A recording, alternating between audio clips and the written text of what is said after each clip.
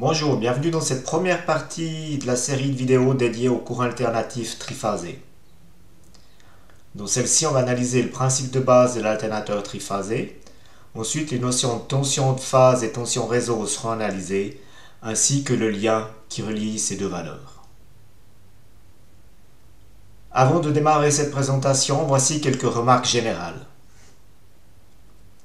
Il existe différentes approches pour expliquer et analyser un circuit alternatif triphasé.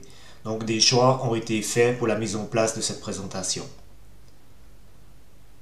L'objectif de cette présentation, qui est une introduction aux notions du courant alternatif triphasé, est de rester le plus simple possible. Les points suivants sont les bases sur lesquelles repose la création de cette présentation. Le triphasé est basiquement 3 fois du monophasé, donc on va se baser sur les notions acquises durant l'étude du monophasé. L'idée de base qui va servir de fil conducteur dans la suite de cette présentation consiste à analyser ce qui se passe sur les récepteurs. Si on parle d'un moteur, on va les regarder à l'intérieur. Le fait d'aller regarder à l'intérieur de l'appareil peut sembler plus compliqué dans un premier temps, néanmoins, cela simplifie la compréhension des différents sujets traités ici. Dans cette présentation, ce symbole sera souvent utilisé avec le terme Z. Ceci représente un récepteur quelconque, une impédance. Donc celui-ci peut être résistif, inductif, capacitif ou un mélange de ceci. Lors de l'étude du courant alternatif monophasé, on a analysé le fonctionnement de base d'un alternateur monophasé. Dans le cas de celui-ci, le mouvement de l'aimant, le rotor, allait créer une force électromotrice induite dans la bobine du stator. Cette tension induite avait la forme d'un sinus et il démarrait ici à 0 degré. On avait l'alternance positive, négative, et lorsqu'on était à 360 degrés, donc un tour complet de l'aimant, on recommençait le cycle. Dans le cas d'un alternateur triphasé, on aura 3 bobines au stator. Ces 3 bobines seront réparties sur les 360 degrés du mouvement du rotor. La bobine numéro 2 sera donc décalée de 120 degrés par rapport à la bobine numéro 1. La force électromotrice induite dans la deuxième bobine aura la même forme que celle induite de la bobine numéro 1. Par contre, son signal sera déphasé de 120 degrés par rapport au signal numéro 1. Donc on va retrouver le passage par 0 décalé de 120 degrés, la tension crête déphasée de 120 degrés. La troisième bobine sera aussi décalée de 120 degrés et la tension induite dans la bobine numéro 3 sera décalée de 120 degrés par rapport à la bobine numéro 2 et de 240 degrés par rapport à la bobine numéro 1. On voit donc que la construction de l'alternateur triphasé est telle que les 3 tensions produites sont déphasées de 120 degrés les unes par rapport aux autres. Dans le cas d'un récepteur triphasé, on aura basiquement 4 connexions, phase 1, phase 2, phase 3 et le neutre. On a encore la Terre, mais qui n'est pas représentée ici. La première manière de connecter un récepteur en triphasé consiste à connecter notre récepteur entre une phase et le neutre. Dans ce cas-là, la tension sur le récepteur correspond à la tension de la phase numéro 1. Donc on va retrouver cette tension entre la phase numéro 1 et le neutre. On appelle ceci la tension de phase ou tension simple. C'est la tension que l'on mesure entre une phase et le neutre. Dans cet exemple, on est connecté entre la phase 1 et le neutre, mais le principe est le même pour les phases 2 et 3. La deuxième façon de connecter un récepteur sur le réseau alternatif triphasé consiste à connecter notre récepteur en 2 phases. Dans le cas ici, entre la phase numéro 1 et 2. Dans le cas ici, la tension sur notre récepteur, la tension UZ1, est égale à la tension U12, tension entre phase 1 et 2. cette tension sur le signal va se trouver entre la phase 1 et la phase 2. Cette tension alternative que l'on mesure en deux phases se nomme la tension réseau, tension ligne ou tension composée. Selon la norme IEC 60050-141, c'est le nom tension composée qui est privilégié.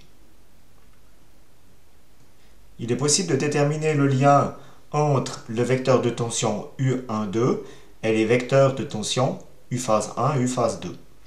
Pour ceci, on peut utiliser la loi des mailles de Kirchhoff. Donc, le vecteur de tension U12 est égal à U phase 1 moins U phase 2.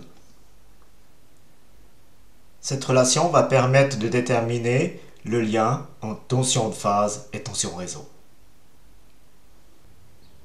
On va analyser les différentes tensions présentes dans le schéma précédent en effectuant une analyse vectorielle. On va retrouver nos trois tensions de phase, la phase 1, phase 2, phase 3, décalées de 120 degrés les unes par rapport aux autres. On a vu dans l'analyse de la tension réseau que le vecteur de tension UZ1 était égal au vecteur de tension U phase 1 moins le vecteur de tension U phase 2. Si on place ceci dans cette analyse vectorielle, on a que U12 est égal à U phase 1 moins U phase 2. Donc ça revient à faire l'addition vectorielle du vecteur U phase 1 au vecteur U phase 2 déphasé de 180 degrés. Donc si on fait ceci sur le dessin, on va avoir U phase 1 qui est ici. Et au bout de ce premier vecteur, on va additionner le vecteur U phase 2, mais déphasé de 180 degrés. On va venir ici.